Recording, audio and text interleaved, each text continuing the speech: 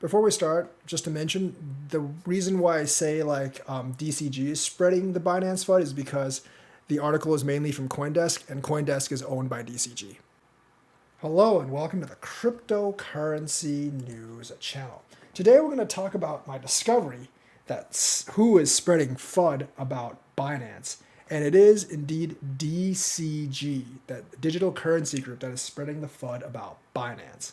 Now, remember, Digital Currency Group is going broke itself, so I think it's kind of ironic that they're trying to spread FUD about Binance, take them down while going down themselves. Because remember, DCG and Genesis are bankrupt and they're not coming back. They're done.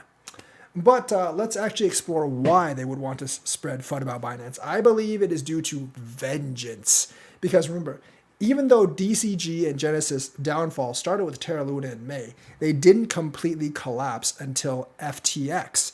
And who was the whistleblower on FTX? Some said it was Ryan Salam, but it was really, the main one was CZ.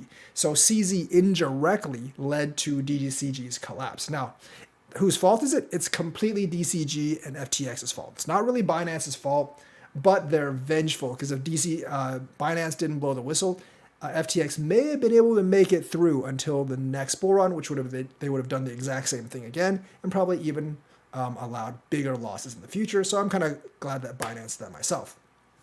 Now, they're attacking Binance, and while there are some concerns, I wouldn't really listen to them all that much. Yes, FTX did pay Binance $2.1 billion at the time, and it was all in FTT tokens, which are worthless. Now, they're afraid of a clawback, but even if that clawback happens, I do believe Binance has enough money, having over $70 billion or something in their reserves, so $2.1 billion should not be that difficult. And the thing is, I think it's going to be pretty hard for FTX to claw that back, because when FTX paid Binance the $2.1 billion, FTX was actually not insolvent. It was just a transfer to buy Binance's share of FTX out. And that was a legitimate payment at the time. Remember, FTX was not actually insolvent until they gave the money to Alameda Research, which happened a couple of months ago. And this was early 2021, so this was like a year before they actually went insolvent. So by the fact that FTX was still solvent when they actually gave this money to Binance, I don't think they should be able to, I don't think investors would be able to claw it back because it was a legitimate payment at the time. And the thing is, even if Binance had to give back the $2.1 billion, I still think they would be mostly solvent, although I'm not 100% sure on that. Now, the thing is, I will say that interview with CZ on CNBC wasn't that great, though. But the other thing is, Mike Alfred, more than 70% of Binance's reserves are in BNB, BUSD, and Tether. This is a literal disaster waiting to happen.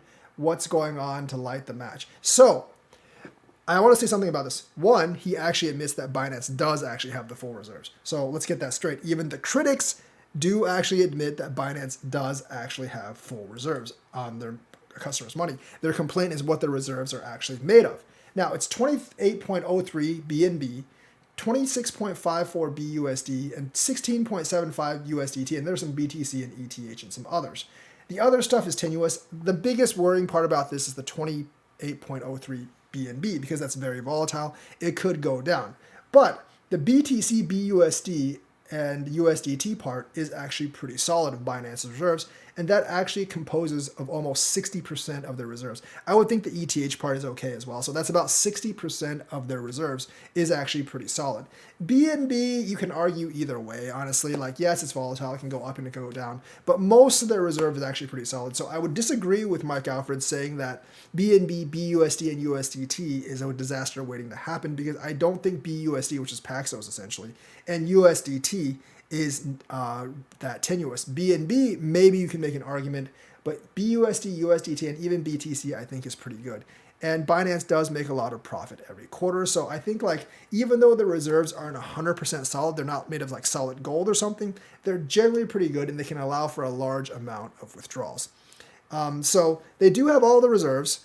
It's not all cash or gold, but it is with generally half of it's stable coins. The other half is BNB and BTC, which I think actually is much, much better than other reserves.